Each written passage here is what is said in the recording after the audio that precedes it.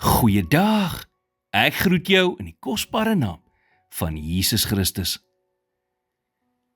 Die Bybel sê in 1 Johannes 3 vers 18, My kinders, laat ons nie lief hê met woorde of met die tong nie, maar met die daad en in waarheid.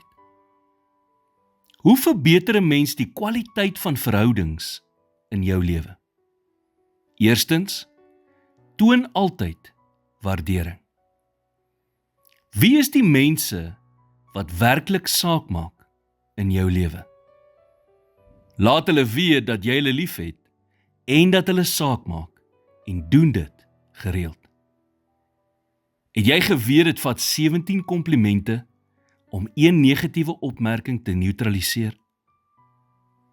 Baie van ons dink die beste manier om mense te help is om hulle die heeltyd te korrigeer.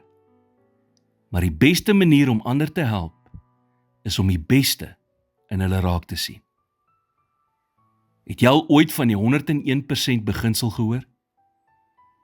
Soek na een ding wat jy in iemand bewonder en moedig hulle dan 100% aan in daardie area. Tweedens, stel ander eerste. Filippense 2 vers 3 en 4 sê, Moenie iets doen uit selfsug of uit ydelle eer nie, maar in nederigheid moet die een die ander hoër ag as homself. Julle moenie elkeen na sy eie belange omsien nie, maar elkeen ook na die ander sin. As 'n mens jou beste gee om hierdie ingesteldheid in jou verhoudings met ander te hê, sal jy baie ver kom.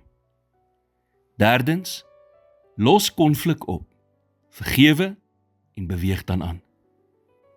As iemand jou seer gemaak het en jy moet dit aanspreek, doen dit dadelik.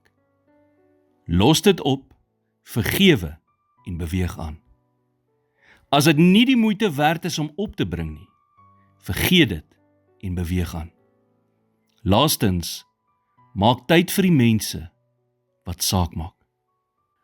Maak seker dat jy nie jou tyd op 'n eerste kom, eerste dien basis weggee, sodat jy die mense in jou lewe wat die meeste saak maak, afskeep nie. Here, dankie vir die mense in my lewe. My gebed is dat U altyd die middelpunt van al my verhoudings sal wees. Dankie dat ek U kan vertrou om my te lei in wat om te sê en te doen.